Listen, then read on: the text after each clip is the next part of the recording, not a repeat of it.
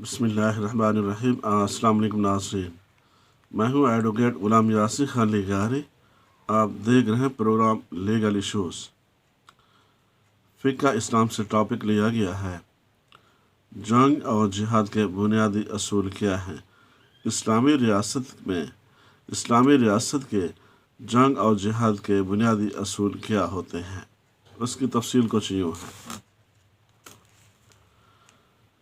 اسلام میں جنگ یا جہاد کے بارے میں چند اہم اصول موجود ہیں جن پر عمل کیا جاتا ہے۔ ایسے اصول ریاست اسلامیہ اور خلافت راشدہ کے دور میں اور بعد ازاں ہونے والی جنگوں سے لیے گئے ہیں۔ ایسے اصول درج ذیل ہیں۔ نمبر 1، دعوت اسلام ضروری ہے۔ مخالف کو اسلام کی طرف بہر صورت راغب کیا جائے گا۔ نمبر 2، جنگ یا جہاد کو ہر ممکن طریقہ سے ٹالا جائے گا، لیکن اسلام کی سربلندی کو داؤ پر نہیں لگایا جائے گا۔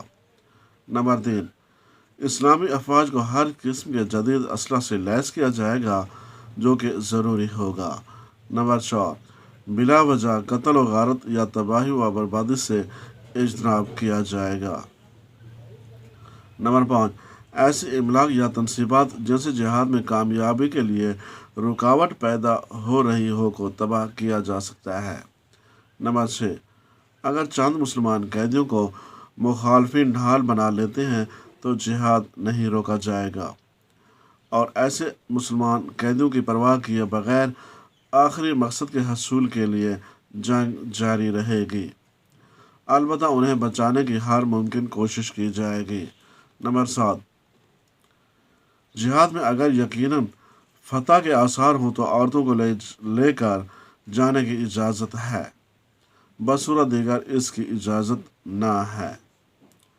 نمبر 8، دشمن کے جوانوں کو قتل کرنا جائز ہے، لیکن اگر وہ ہتھیار ڈال دیں تو انہیں قیدی بنایا جائے گا۔ نمبر 9، مال غنیمت پر قبضہ جائز ہوگا۔ نمبر 10، بوڑھوں، عورتوں اور بچوں کو قتل نہیں کیا جائے گا۔ تب تک کے لیے اتنا ہی کافی، ملتے ہیں اگلے ویڈیو میں۔ اللہ حافظ۔ پاکستان زندہ باد۔